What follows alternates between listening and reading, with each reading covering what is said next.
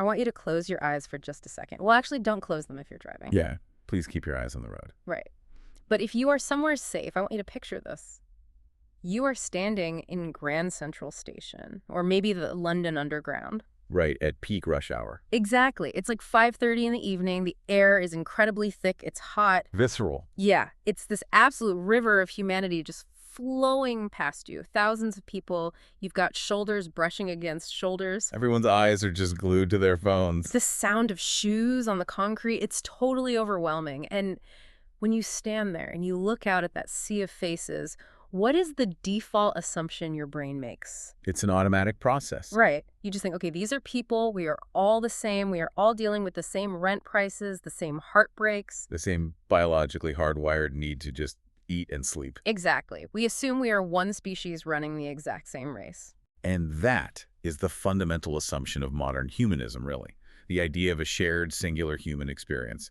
We just assume that the person standing next to us on the train is perceiving reality exactly the way we do. Right. We assume a baseline of sameness. But today we are going to take that exact assumption, put it on a table, and just smash it with a sledgehammer. We really are. Because the stack of sources we are doing a deep dive into today argues that this sameness, this shared experience, is actually the single greatest deception of the modern world. It is a radical proposition. Yeah. Truly. It suggests that when you look at that crowd on the subway, you aren't seeing one species at all. You are seeing a battlefield of completely different orders of being. It's wild. So we are looking at a series of essays from a very obscure, very dense publication called Axis of Truth. Specifically, we are unpacking Article 3, Article 7, and Article 25. Yes. And I have to be completely honest with you. When I first started reading this material, I really thought I was looking at a political manifesto, but then it took a turn. It takes a very sharp turn. Yeah, a sharp left turn right into the twilight zone. I mean, this isn't just sociology. This is a mix of Quranic interpretation, heavy, and I mean incredibly heavy, metaphysical analysis. And what some might categorize as a grand unified theory of conspiracy. Right. But the authors, they write with this terrifying certainty. That is what stands out immediately when you read it. The tone is unyielding. The authors of Axis of Truth aren't presenting this as folklore. Right. It's not a fairy tale. They aren't saying, here's an interesting myth from the 7th century. They're presenting this as the literal operating system of the modern world.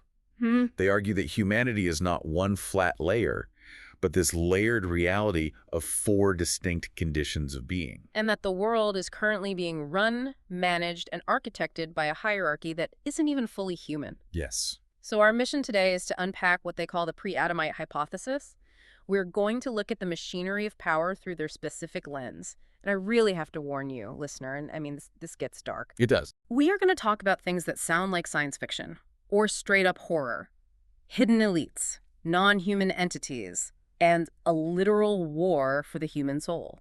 But, and this is a crucial distinction to make early on, we need to approach this very delicately.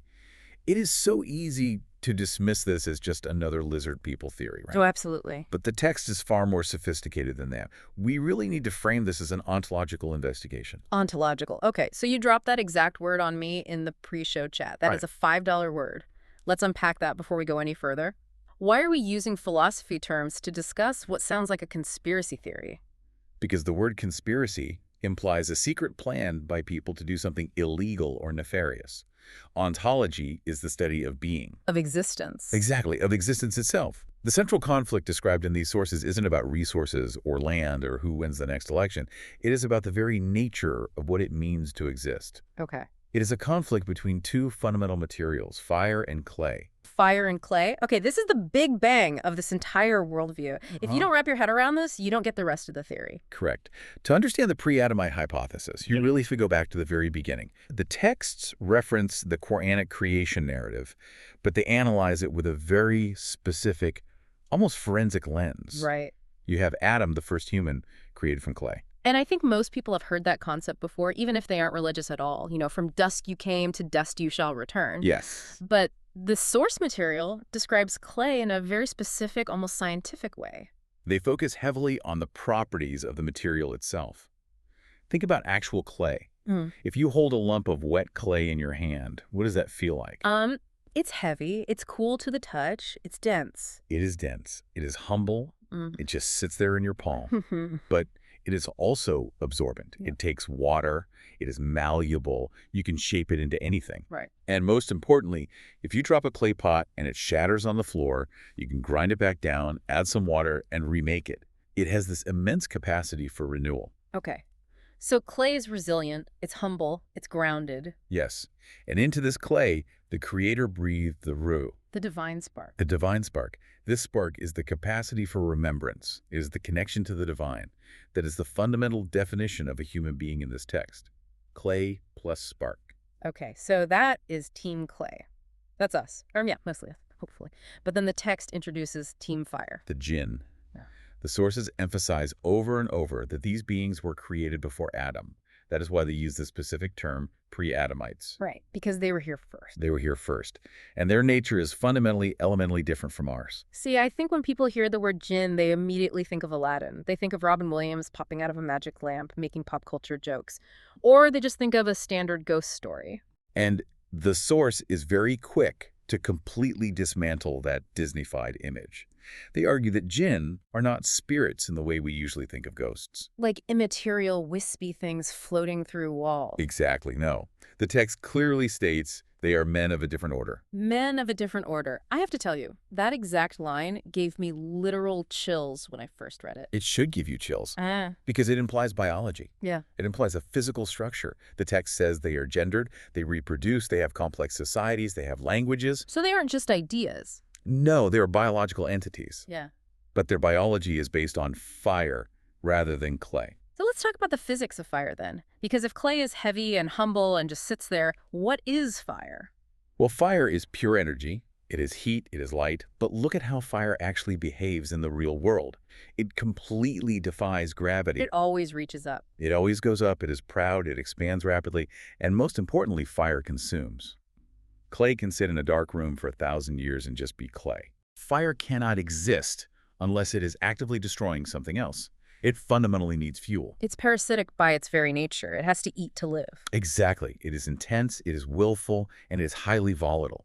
And this fundamental difference brings us to the archetypal drama of the text, the exact moment where these two natures collide. The Iblis moment. The moment of absolute rejection. In the narrative, God creates Adam from this heavy, dark mud, and he commands the angels and the jinn who are made of this brilliant, scorching fire to bow down, Yeah. to show respect to this completely new creation. And Iblis, who is a jinn, flat out refuses. But here's what I found so utterly fascinating in Article 3. The author points out that Iblis doesn't refuse because he is an atheist. No, that is a huge modern misunderstanding of the text. Iblis is standing right there, actively talking to God. He knows for a fact God exists. He isn't having a crisis of faith at all. Right. He is having a crisis of hierarchy. He's having an ego trip. Look at the specific quote the source analyzes. Iblis says, "I am better than him. You created me from fire and him from clay." I am better than him. It's so blunt. Note the logic there. Yeah. It is very specific. Hmm. He doesn't say, "I am smarter than him." He doesn't say, "I have worked harder" or "I have more experience." Yeah. He says, "My material origin is superior." Is the ultimate form of racism, or rather, speciesism. He truly believes that origin equals destiny. Because he's made of fire, which elemental energy, light, heat, he believes he is intrinsically superior to clay. Which he just views as dirt. Exactly. So he looks at Adam, this mud man, this heavy, slow, dense thing, and he is just completely disgusted. He's thinking, I am a being of pure energy. I can fly, I can shift shapes, and you want me to bow to this literal pile of dirt. Precisely. It is a worldview where the entire hierarchy of the universe is based on elemental composition, fire over clay.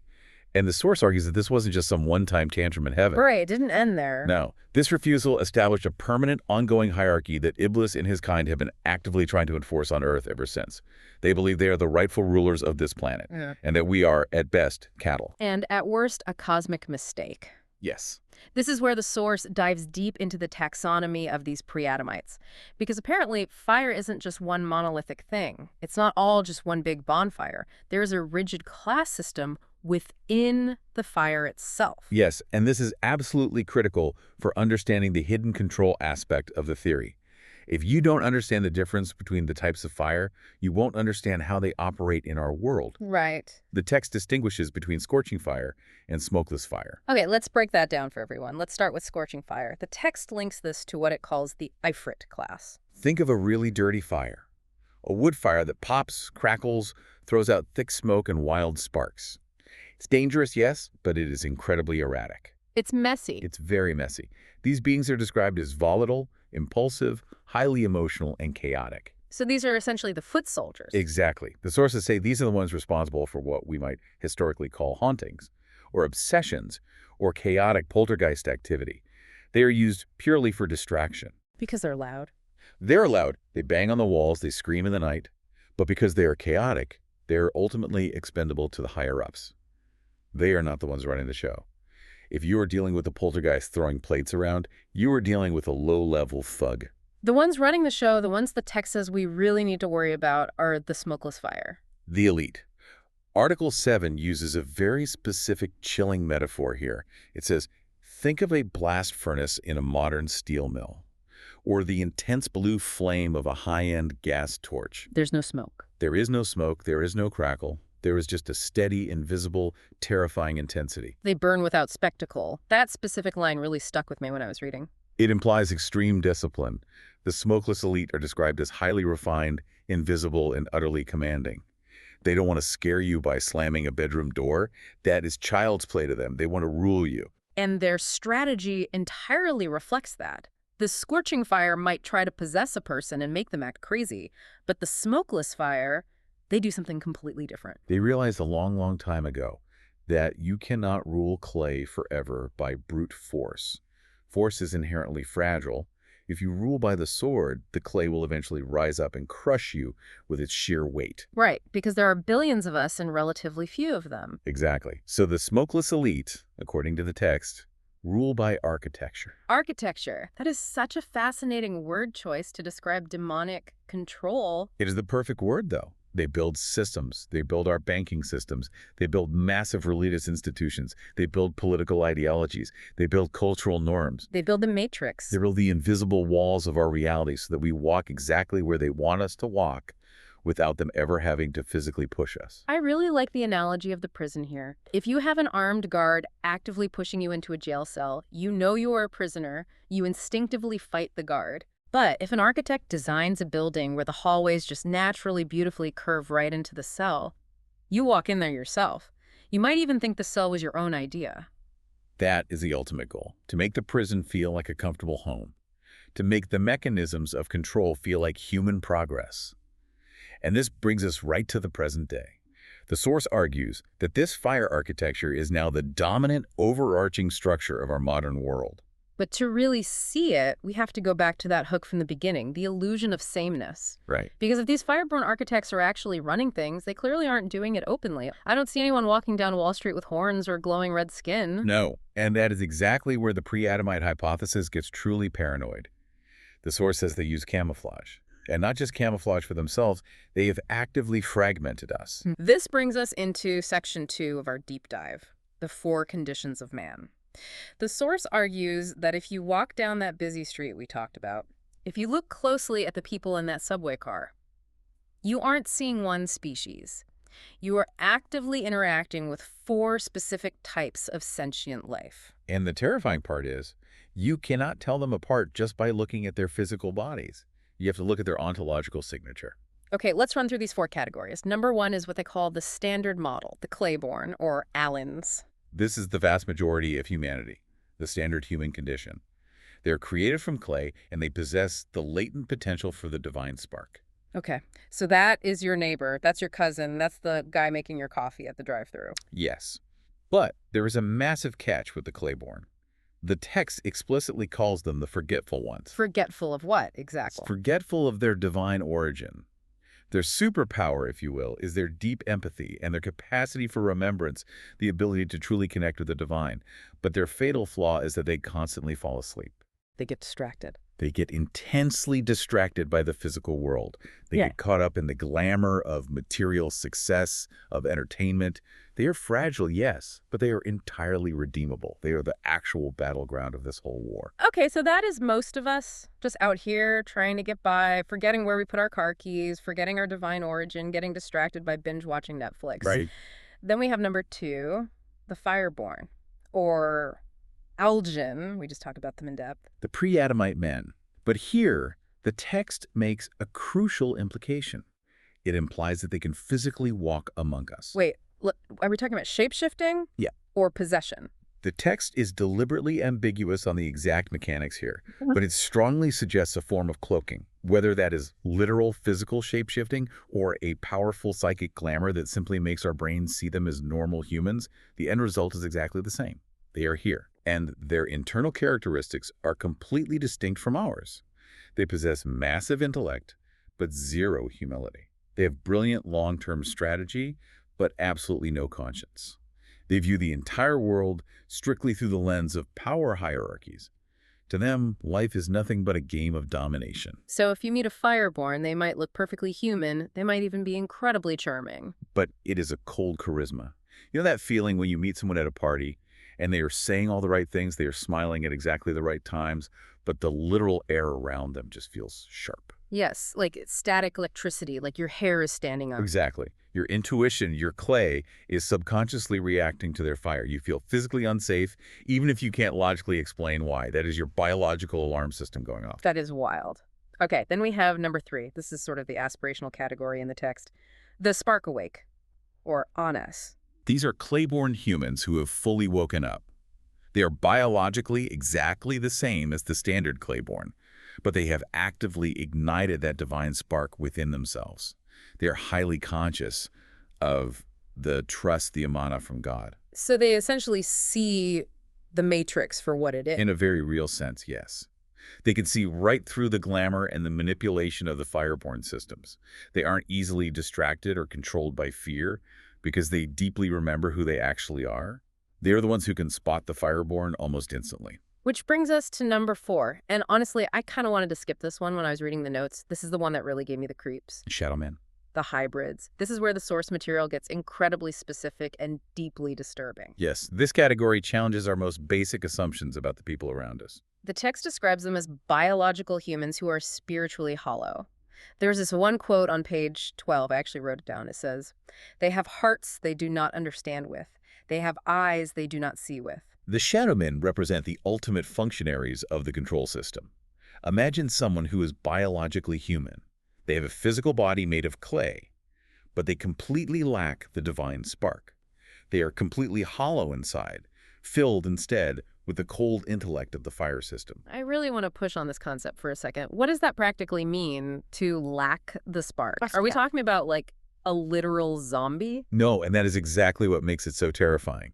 A zombie is obviously a monster. You can see a zombie coming. A shadow man is, well, perfect. Perfect. The source describes them as often being incredibly beautiful, highly successful, aggressively rational, and hyper-efficient. So it's the uncanny valley effect. Exactly. They are the perfect corporate titans, the perfect unflappable bureaucrats. They can manufacture deep meaning. They can expertly mimic human emotion. They can look you in the eye and say, "I love you," but they cannot actually feel the sacred. They simply simulate humanity based on observation. It really sounds like the soulless corporate archetype taken to a literal metaphysical extreme. You know, that CEO who can fire 5,000 people right before Christmas without even blinking, who speaks entirely in HR buzzwords, but somehow feels entirely empty? Like if you look deep into their eyes, there's just a brick wall. The source would argue that your feeling isn't a metaphor, that emptiness you sense is an ontological reality. They are hyper-efficient, precisely because they are not burdened by the messiness of the spark. Right, they don't have guilt. They have no guilt. They have no deep empathy. They have no agonizing need for transcendent meaning. They are perfectly designed vessels to maintain the architecture created by the fireborn. So let's say I am having a conversation with a shadow man. Do they have real memories? Do they have a childhood they can talk about? The text suggests they have the data of a childhood. They can recount the historical facts perfectly. They will say, "I went to this specific elementary school. I had a golden retriever named Spot."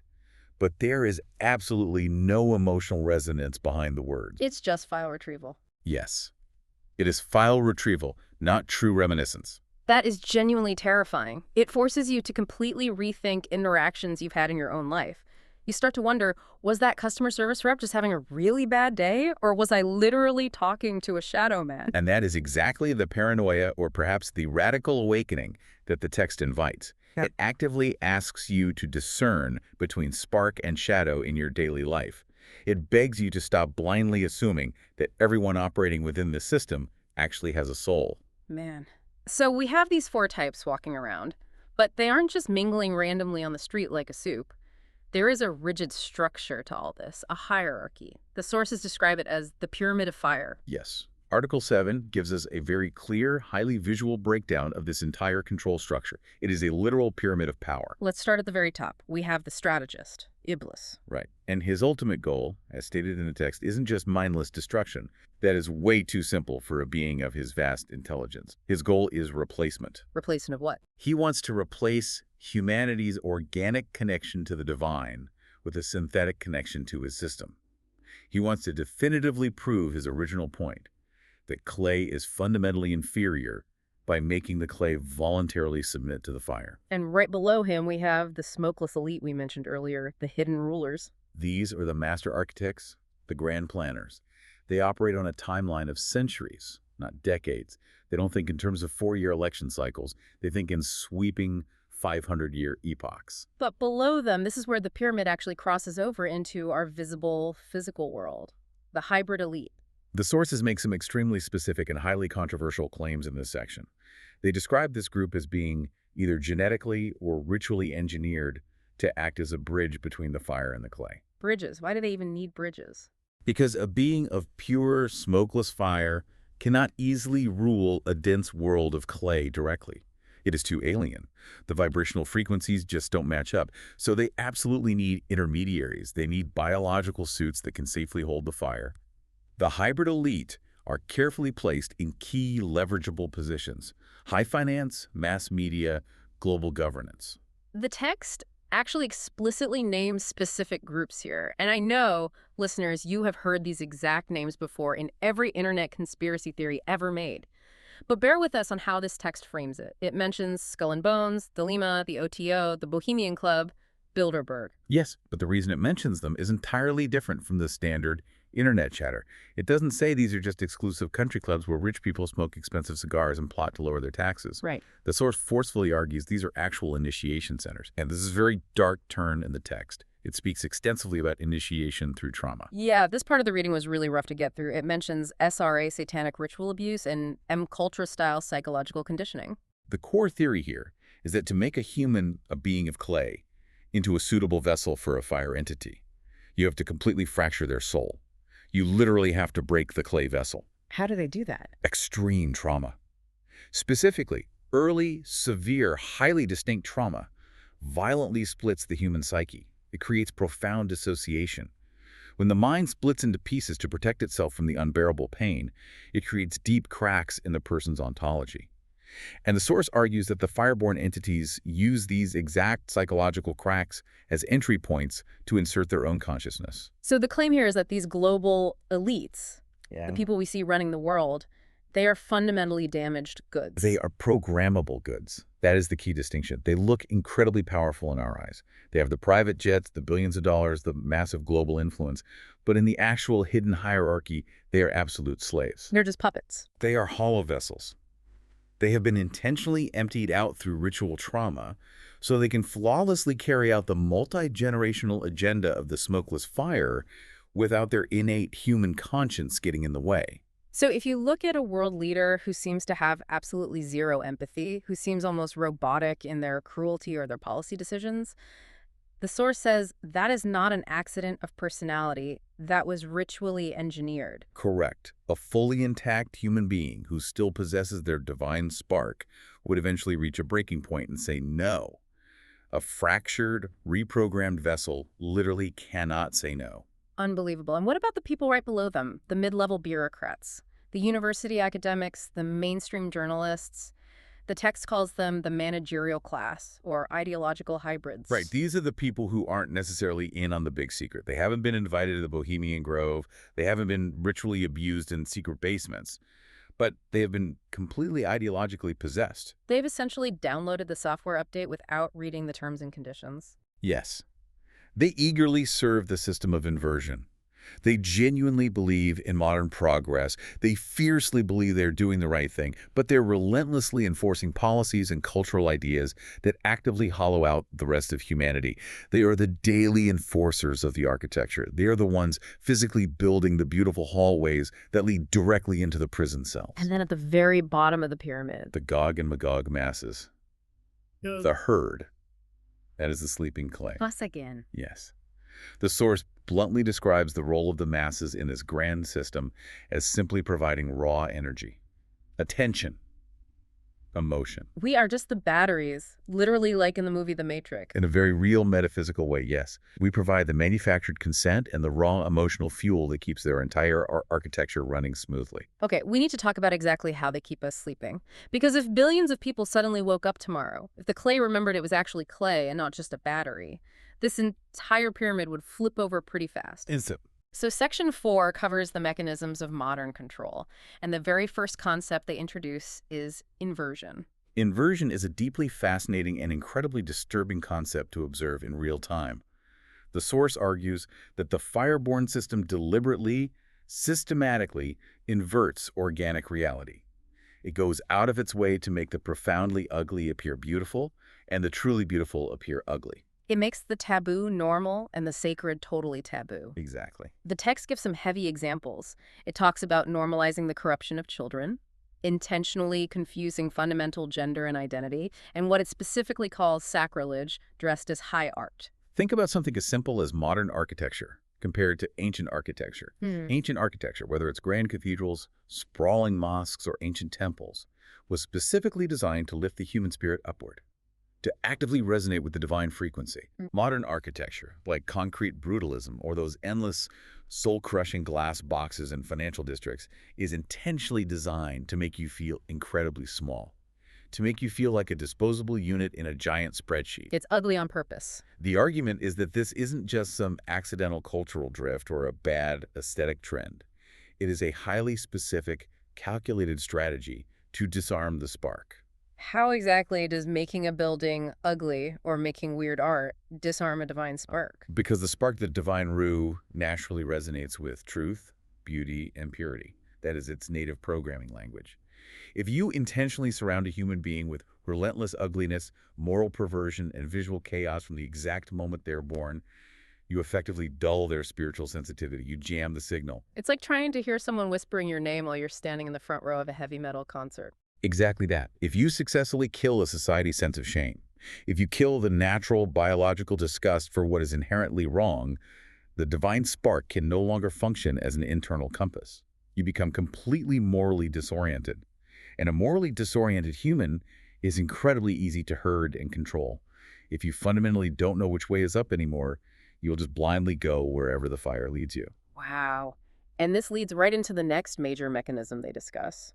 Egregores. Now, I actually had to look this one up. It sounds like a monster from Dungeons and Dragons. It is an old occult term, but the source uses it to specifically describe the unseen circuitry of modern control. An egregore is essentially a massive collective thought form. Explain that a bit more. Break it down for me. Imagine millions of people all fiercely focusing their attention, their desire, and their raw emotional energy on one single thing at the same time. A corporate brand, a national flag, a massive celebrity, a political ideology. Okay, so like the Super Bowl, or a Taylor Swift concert, or a really heated political rally. Yes, all of those. The source argues that human thought and human emotion are actual, literal forms of energy. They don't just vanish into thin air once you feel them. When millions of people project that potent energy at a single, unified target, it coalesces. It literally creates an independent entity, an egregore, that exists and operates in the unseen realm. So you're saying if millions of people absolutely worship a pop star, they are actually creating a ghost? They are feeding a newly created entity. Think of it like a giant server farm. The egregore is the server. Your sustained attention and emotion is the electricity keeping it running. And the expert analysis in the text suggests that the Fireborn elite actively build these egregores intentionally. They deliberately construct massive brands and pop idols specifically to harvest this collective energy. So when you are deeply obsessed with a political movement, or you live and die by your favorite sports team, or you identify entirely with a corporate brand, You are directly feeding the egregore. You are giving your precious life force to a synthetic construct created by the control system. And in return, the egregore gives you a fleeting sense of belonging or a fake tribal identity. It is a perfectly designed parasitic relationship. It eats your vital attention, and it just gives you a tiny dopamine hit in return. and the main everyday altar for this worship today is technology. The new rosary. I really loved that line in the text. Social media is the new rosary. Think about the actual physical action you take. You are holding a glowing device in your hands. Yeah. You are bowing your head down in reverence. You are scrolling endlessly with your thumb in a highly repetitive, rhythmic, soothing motion. Swipe, swipe. It really is hypnotic. It is a literal ritual. You are intentionally entering a mild trance state every time you open the app. And what is the ultimate goal of this specific ritual? Constant distraction. Complete psychological fragmentation. The source explicitly says the goal is to turn human consciousness into harvestable data. If you are constantly scrolling, you aren't reflecting. You aren't remembering your divine origin. You are kept in a purely reactive state. Right. You see a post that makes you furiously angry. You instantly give it energy. You see an image that makes you feel intense lust. You give it energy. You are just standing there being milked. Input, output. Just acting exactly like a machine. And the source adds a deeply unsettling biological layer to this method of control. It mentions that our actual physical biology is being actively tuned to this lower frequency. Yeah, this part gets heavily into the alternative health stuff. It specifically lists things like ultra-processed food, fluoride in the water, and even modern gene editing injections. The claim the authors make is that these interventions aren't just for corporate profit or public health, but are specifically designed to physically alter the receiver of the human body. The source argues that the pineal gland and the central nervous system act as literal biological antennas for the divine spark. Okay. If you actively calcify that internal antenna with heavy metals and fluoride, if you constantly overload the delicate nervous system with refined sugar, microplastics, and artificial dyes, you successfully break the receiver. So we can clearly receive the fire signals, the endless social media algorithms, the constant 24/7 fear porn on the news, but we can no longer receive the sky signals, the deep intuition, the promptings of the spark. Precisely. They systematically jam the divine frequency and massively amplify the fear frequency. And here is the really twisted, almost legalistic part of the whole theory. The source says they cannot just force us to do any of this. There is what they call the permission trap. This is the ultimate theological safeguard in the universe. The text forcefully argues that Iblis and the entire fire system absolutely cannot force a single human being to sin or to forget God. Yeah. They have zero true, ultimate authority over the human will. Iblis can only whisper. He can only invite. He says, come over here, look at this glowing screen. Be deeply afraid of this invisible virus. Desperately want this new car. So their absolute control is maintained entirely through manufactured consent. We literally demand our own heavy chains.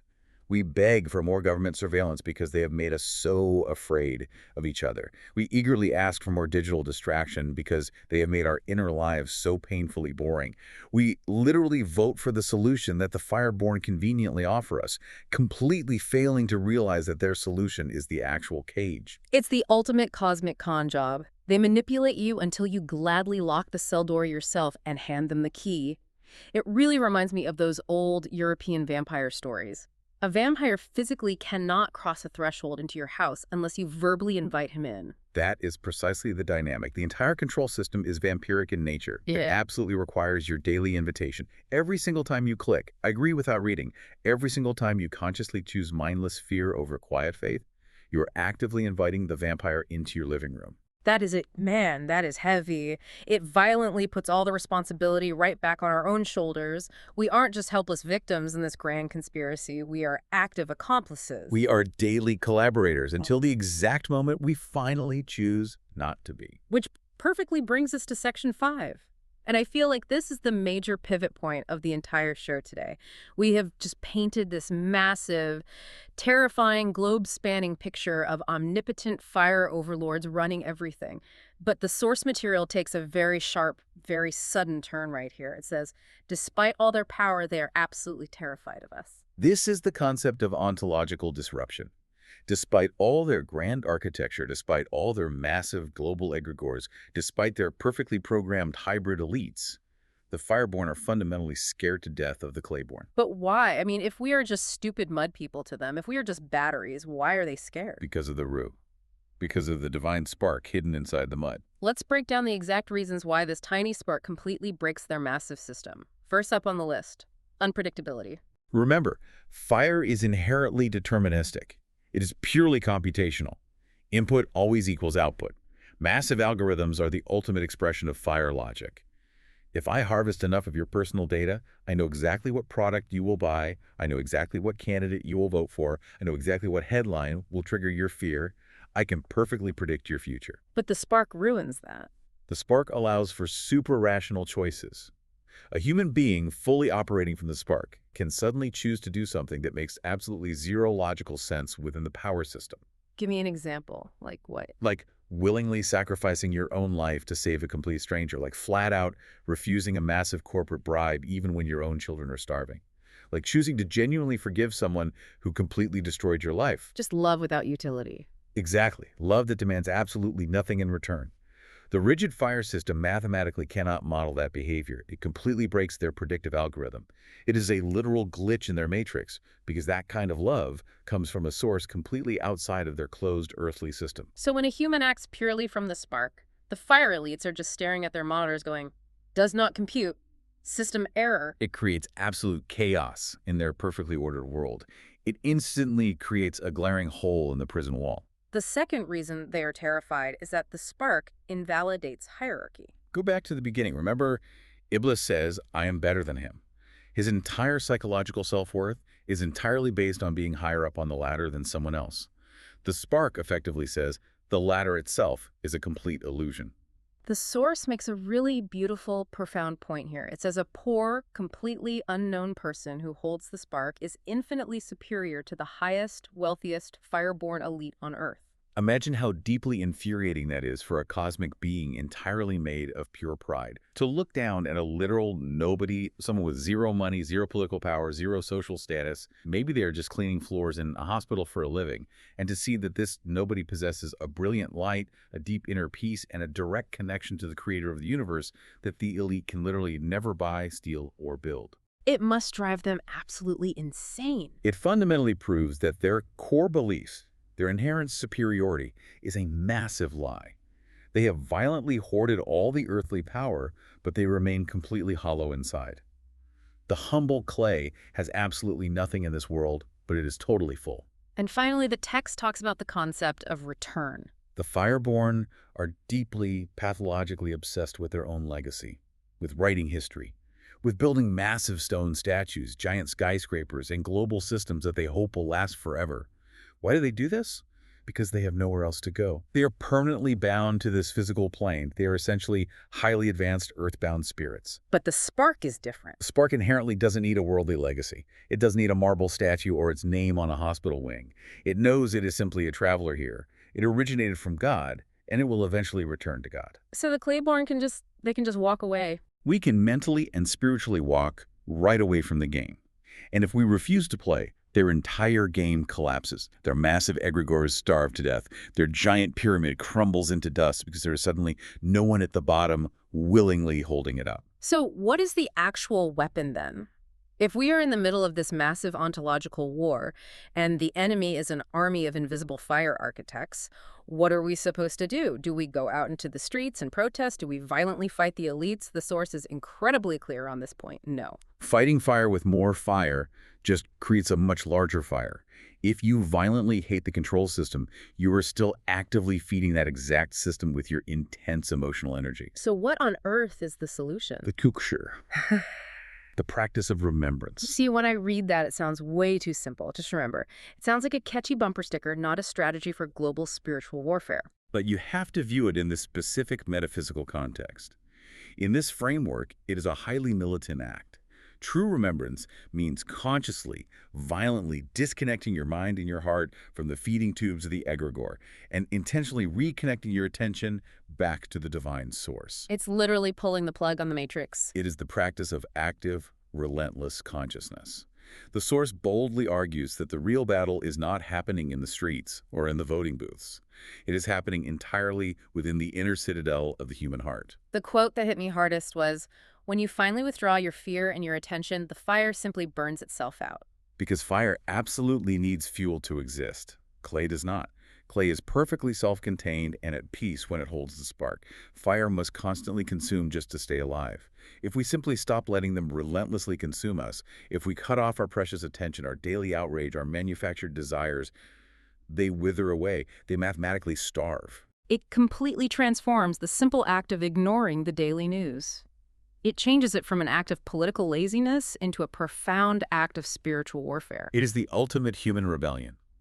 To be fully present in the physical world, but deeply not of the control system.